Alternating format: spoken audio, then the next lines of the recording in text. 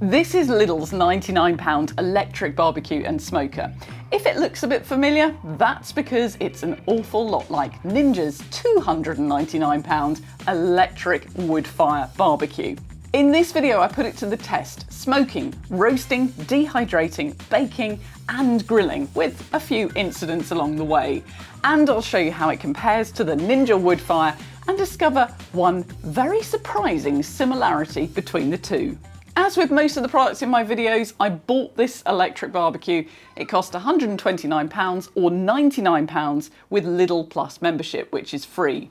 It's incredibly similar to the Ninja, with nearly identical buttons on the control panel, just in a slightly different arrangement. The Lidl version actually has one extra setting compared to the Ninja, which you'll see in action in a bit.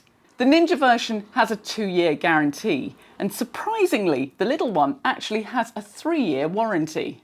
The other big difference is where the smoker is located in the grills. In the Ninja, it's in the lid, and in the Lidl barbecue, it's in the base. And there's a little chimney which sticks out of the grill plate that the smoke comes through. We'll come back to that a bit later when I show you the joint of meat that we smoked. So to test it out, we started with grilling because that's the first option on the dial and because we obviously couldn't leave Lidl without buying some of their steaks. The grill plate is removable for washing and has a high performance Swiss ceramic non-stick coating which is PFAS free. The grill does take quite a long time to heat up to 240 Celsius. When we timed it, it took just under 20 minutes. But we did get the nice sizzle on the grill as we placed the steaks on it. If you're using the grill function, you leave the lid open while it's cooking.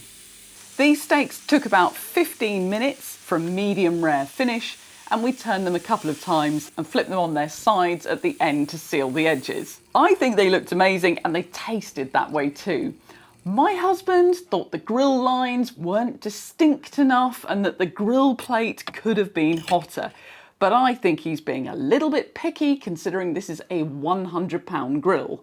More importantly, while we were doing the steaks, we discovered something that really surprised me and made me question everything about this grill. This is what we found.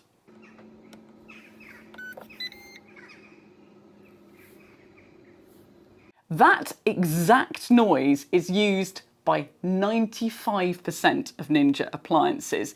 When it made the noise, it literally made me do a double take and look round to see if I had accidentally picked up a Ninja grill in Lidl. So we've had a big debate about this. Have Lidl just borrowed the sound and added it to their grill to make it feel like it's a Ninja? Or do we think that beneath the Silvercrest branding, there are actual Ninja parts in this appliance?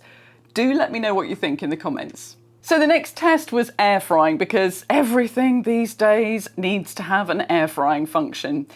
Whatever style of cooking you're doing, the grill plate always needs to be in place, and you can add things like the air fry basket or your own dishes on top of it. You have to make sure you place the basket on the grill plate in the right place, otherwise the lid won't close. I did the potatoes for 10 minutes at 200 Celsius on air fry. You could also use that ultra crisp setting for potatoes like this, but I was saving that for mac and cheese, which you'll see in a couple of minutes. Now, before we move on to baking, smoking and roast chicken, if you haven't done already, please do give this video a thumbs up, and I'd also really appreciate it if you would subscribe to the channel too. It doesn't cost you anything, but it does make me and my videos easier to find next time. So on to roasting, because one of the questions that I knew would be asked is whether you could fit a whole chicken under the hood of this barbecue. Although the dome lid on the barbecue looks quite roomy, the heating element and fan take up quite a lot of space, so it can be quite tight on headroom. We bought a medium-sized chicken from Lidl and I broke the breastbone so that it lay a little bit flatter. When I placed the chicken on the grill plate, the lid did just about close, but I wasn't surprised when a few minutes later I smelt burning.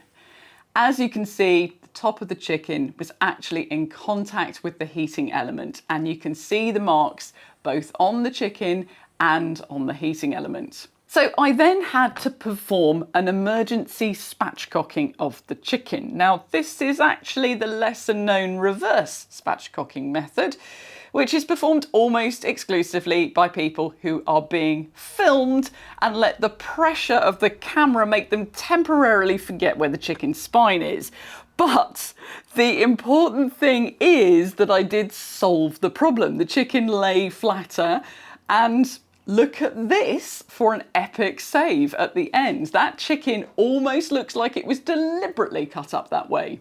Quick reminder that if you are roasting chicken on this barbecue, it does have a drip tray, so make sure you remember to empty that afterwards. The next test was baking brownie. If you've been watching videos on my channel for a while, you might know that these square tins are my favourite air fryer accessories. They famously have fitted into all but 2 of the air fryers I've cooked in. I put the barbecue on the bake setting at 170 for 20 minutes, let it preheat, added the brownie and checked on it halfway. And it was actually done after about 17 minutes. Now at this point I should probably show you what the brownie looked like out of the tin, but in all honesty it actually got eaten before I had a chance to film it. Now on to 2 much slower cooking methods, dehydrating and smoking. First, dehydrating. You can set the temperature as low as 40 Celsius on this electric barbecue. And the good thing about dehydrating on it is it has a lot of surface area. I covered it with 1 sliced apple, and after 5 hours, I had great results. Now, for the final day of testing, we wanted to try smoked pork. Now, for smoking, you need a smoker, wood chips, which handily come supplied in the box with the barbecue, and because this appliance is to be used only outdoors, you also need good weather. Now, the day that we picked to do the smoking was actually in the middle of a heat wave where we had days of continuous sunshine. But the moment that we got this electric barbecue out to do the smoking, this is what the weather looked like. So rather than long and slow smoking, which is what we'd originally planned, by necessity we decided to do fast and hot before it rained on the barbecue. This pork cooked at 170 for about 20 minutes. We absolutely got the smoked flavour in the pork, even in that short space of time. It was just not quite as succulent as it would have been if we'd done it on a slower cook, but you can't control the weather, particularly not in the UK. The only downside to using this barbecue as a smoker is it makes the hood really dirty really quickly. This is what it looked like before the smoking, with some light marks around the heating element from cooking the chicken, and this is what it looked like after, with the staining from smoking. I did give it a clean up with bicarbonate of soda, which helped, but I think with smoking you're never going to get it back to pristine condition. The final thing we cooked in it was this mac and cheese. The extra setting that this grill has that the Ninja doesn't is ultra crisp, which is strong top-down heat designed to give food like a pasta bake a crispy finish, like a grill or broiling in the US. My mac and cheese only needed 5 minutes to get this nice crisp top. Incidentally, if you're interested about whether you could take this grill camping, I definitely think that's a possibility. It's 220 watts, but nowadays there are loads of options of power stations that could handle that. And if you've got an electric car, you could potentially even run it off that. It's also pretty compact and lightweight if you're moving it around. So this barbecue isn't available online, so I can't do my normal thing of dropping a link in the description to Lidl. So instead, what I'm going to say is if you want to help support this channel and you use Instagram, please would you pop over there and give me a follow there too. I'm quite new on the platform, but I do almost daily videos on Instagram. Thanks for watching.